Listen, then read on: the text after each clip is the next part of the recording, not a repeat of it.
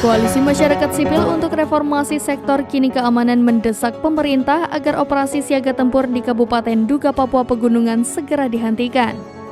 Koalisi juga meminta Presiden Joko Widodo segera penuhi janji untuk menggelar dialog.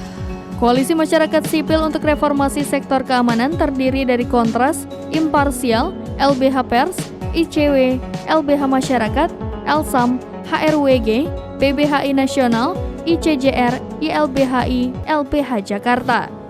Ada juga LBH Malang, Walhi, Setara Institut, Forum De Facto, AJI Jakarta, Public Virtue Institute, Sentra Inisiatif, Amnesty International Indonesia, LBH Talenta Keadilan Papua Nebire, LBH Papua.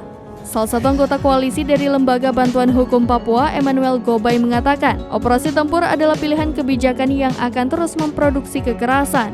Menurutnya, jika itu pilihan yang akan ditempuh, maka koalisi mendesak agar rencana itu dibatalkan. Peristiwa gugurnya prajurit dalam sebuah operasi yang disebut oleh TNI sebagai Operasi Penyelamatan Pilot Maskapai Susi Air yang disandra oleh Tentara Pembebasan Organisasi Papua Merdeka itu tentu menyisakan duka mendalam tidak hanya bagi keluarga prajurit yang gugur dan keluarga besar TNI.